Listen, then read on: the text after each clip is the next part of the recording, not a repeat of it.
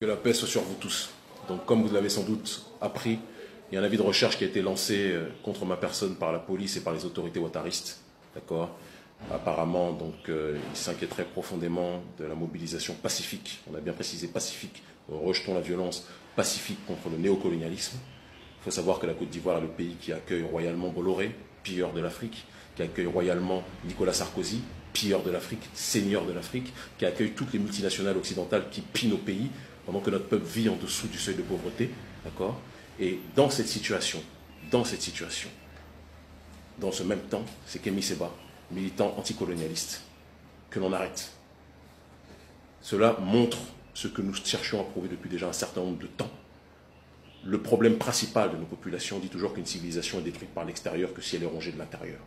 Tant que certains de nos dirigeants défendront le pillage de nos terres par des forces exogènes en concubinage incestueux avec les forces endogènes, notre peuple ne s'en sortira pas. Nous ne sommes pas venus pour l'anarchie. Nous ne sommes pas venus pour la violence. Nous sommes venus pour une seule situation. Pensez-vous normal que nos populations vivent en dessous du seuil de pauvreté pendant que les élites françaises puissent se remplir les poches, puissent détourner des milliards à partir de notre sol? Pensez-vous normal qu'au XXIe siècle, la terre la plus riche du monde compte une population des plus pauvres, je parle de l'Afrique dans sa globalité, et a fortiori de l'Afrique de la zone franc, d'accord? Une terre qui nourrit l'humanité dans son ensemble, pendant que nos populations vivent en dessous du seuil de pauvreté. Pendant combien de temps notre peuple va vivre dans ces conditions? Donc il y a une chose qui est simple. Je viens d'apprendre qu'une partie de mon staff vient d'être arrêtée par la DST, d'accord? Je devais voir normalement ce soir Simone Gbagbo. Apparemment, c'est peut-être un symbole aussi qui ne plaît pas aux autorités. On va être très clair, je vais me rendre à la DST parce que je n'ai peur de personne. Quel que soit ce qui se passe, je n'ai rien à me reprocher. Je suis pour une démarche de paix, mais de justice. Et personne sur cette terre ne m'empêchera de mener le combat politique pour la reconstruction, pour l'autodétermination, pour la liberté de notre peuple. C'est un combat d'amour, ce n'est pas un combat de haine. Nous ne pouvons pas accepter que nos populations se fassent dépouiller pendant que d'autres se gavent sur notre dos. Ce combat-là n'est pas un combat contre la France, comme certains ignorants l'ont dit. Les gilets jaunes eux-mêmes sont ostracisés par leur propre gouvernement, quoi qu'on puisse dire de ces derniers. Le prolétariat existe dans tous les pays. Le prolétariat n'est pas une question de couleur de peau, c'est une question de justice sociale. La majorité de ce prolétariat, les damnés de la terre d'aujourd'hui, en majorité sont les Africains. Et le combat que nous menons, c'est pour que ces Africains puissent accéder à leur propre autodétermination. Certains ne veulent pas aimer les Africains, c'est pas grave, ils n'ont qu'à ne pas les aimer. Mais on va les forcer à nous respecter. Et ça commence par ce courage que nous devons d'avoir. Certains m'ont dit qu'Émy, il ne fallait pas aller là-bas, c'est un pays risqué. Ouattara, c'est le pion de la France-Afrique. Non, c'est à cause de cette mentalité-là qu'on n'avance pas. Il est temps d'arrêter d'avoir peur. Il est temps de tuer la peur. Il est temps de prendre ses responsabilités. Nos enfants vont nous demander demain qu'est-ce que nous avons fait pour notre population. Et je vous dis, quel que soit le prix à payer, quel que soit ce qui va nous arriver, si c'est le prix à payer pour que nous soyons dans une logique d'autodétermination, nous irons dans cette direction. Je suis venu en paix, légalement. D'accord? Je vis en Afrique depuis 2011. J'avais tout pour rester en Europe. Je suis rentré en Afrique. J'ai travaillé, je travaille en Afrique. Je suis chroniqueur sur les plus grosses chaînes de télévision. D'accord? Je développe des entreprises pour la population. Nous avons des campagnes de microcrédit pour les populations. Le programme Alodo de notre ONG Urgence Panafricaniste. Tout le monde sait ce que nous faisons en Afrique. D'accord?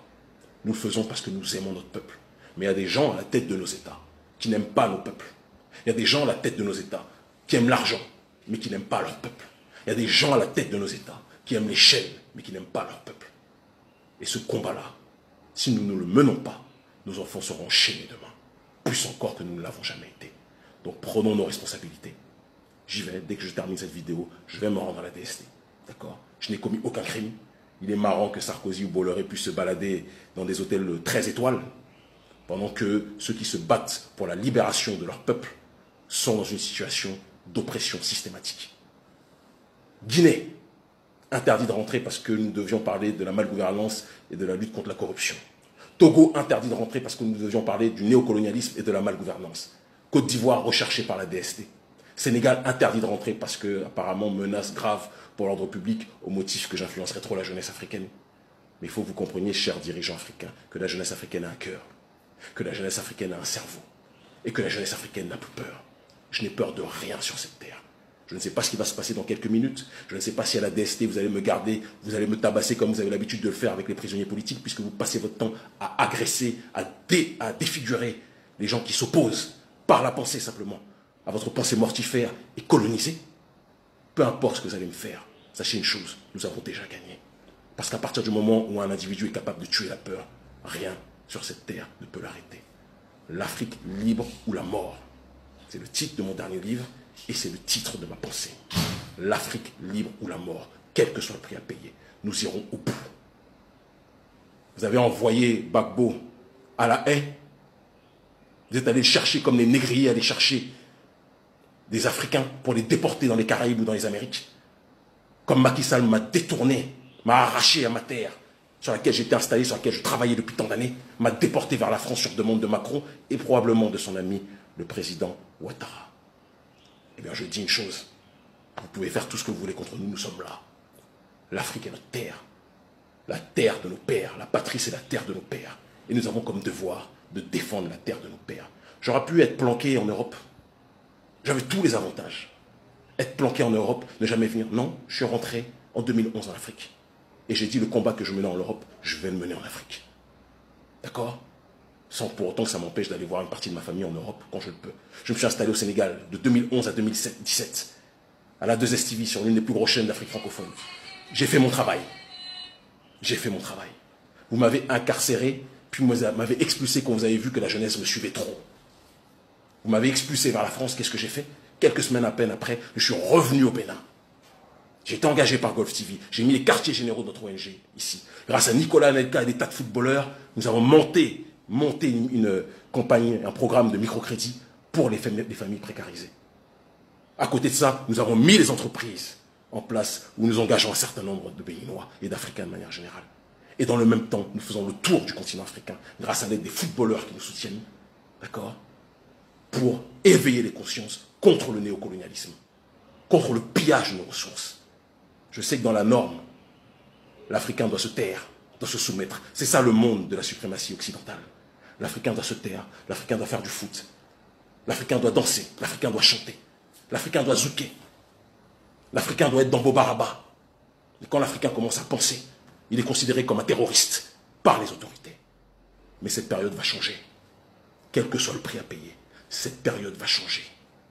Je ne suis pas planqué en Occident ou ailleurs, je suis ici, à Abidjan, Afrique.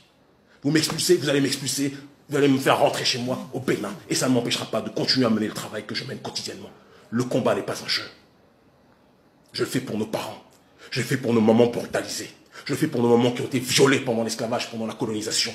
Je le fais pour nos pères, nos grands frères qui ont été émasculés, qui ont été castrés, qui ont été violés, qui ont été brûlés, qui ont été jetés à la mer, plutôt que d'atteindre la destination des Caraïbes. Je le fais pour tous ces gens-là. Je le fais pour Lumumba. Je le fais pour Sankara. Je le fais pour Kwame Nkrumah. Je le fais pour Béanzin. Je le fais pour Winnie Mandela, la plus grande héroïne de celles et ceux que je viens de citer. Je le fais pour tous ces gens-là. Et ce n'est pas vous, messieurs les gouverneurs de la plantation coloniale, messieurs les Africains qui avaient décidé de vendre votre terre à l'Occident, ce n'est pas vous qui allez nous empêcher de mener notre combat. Arrêtez-nous. Faites-le. Pendant que vous faites la bise à Sarkozy. Sarkozy, d'ailleurs, qui a marié le président avec son épouse. Donc il y a des liens très profonds qui sont faits. Ce qui explique que quand on assassine l'un des plus grands dignes fils d'Afrique comme Muammar Kadhafi, eh bien, monsieur le président applaudit. Il n'y a pas de problème. Faites ce que vous avez à faire. Nous ferons ce que nous avons à faire. L'Afrique est digne. La nouvelle génération n'a peur de rien. Nous continuerons, quel que soit le prix à payer. Et s'il m'arrive quelque chose, si vous me tabassez, si vous m'agressez, si vous m'incarcérez encore une fois, je suis habitué à la prison, vous savez. Vous me mettez en prison, je ressors toujours plus fort. Vous m'expulsez d'un pays, je ressors toujours plus fort. Donc le combat s'accentue. Force et honneur, l'Afrique libre ou la mort, nous vaincrons.